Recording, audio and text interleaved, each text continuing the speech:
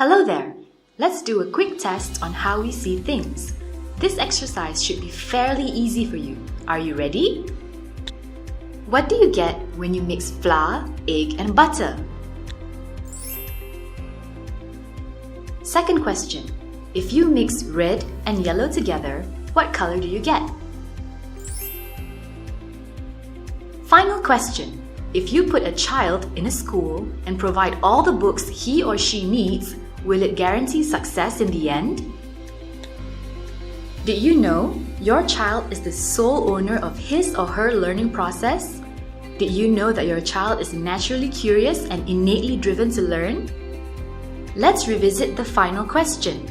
If you put your child in a school, will he or she be a success? Think again. Learners are just like seeds that are full of potential but also most delicate. Their enthusiasm to learn can easily be discouraged just as easily as it can be encouraged. Emotions highly affect a person's ability to learn and grow, which is why it is important for them to have a good sense of physical, mental, and emotional well-being. If a flower doesn't bloom, we question why and what we need to do to help it bloom. If we learn the right amount of water and sunlight needed for a tree to bear fruit, we remember and repeat those conditions. Have you driven a car and have all your passengers become drivers too? They tell you how you should be driving and where you should go. You get confused, stressed, and doubt your driving ability. You may miss a turn, drive poorly, or crash. This is why we give learners control over the learning process.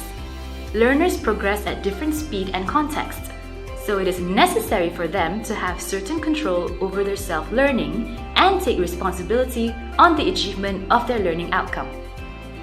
Imagine that a customer represents the learner that enters a restaurant. How the customer feels when they see or taste the food will influence whether the customer will come back to the restaurant in the future. The more people that come and enjoy the food, the more lively the restaurant. It becomes inviting, exciting, and enjoyable. And more people will want to get into the same experience. The true test of education is not just what the students know or able to memorize. We are accustomed to viewing grades as the end goal, but we must be extremely careful to ensure that we measure what counts. The only way learning can be measured is when students demonstrate it through the projects. Each project is like a learning pit stop in their journey. All aspects of the car and the driver will be tested and measured. Feedbacks will be transformed into different approaches of teaching and learning without telling the students to get out of the car and let them continue driving. The real learning journey ensures that experiences and outcomes will provide the appropriate opportunities for progression within each level to arrive at the desired capacities. We cultivate learners that drive their learning journey as we fuel them to go as far as they can.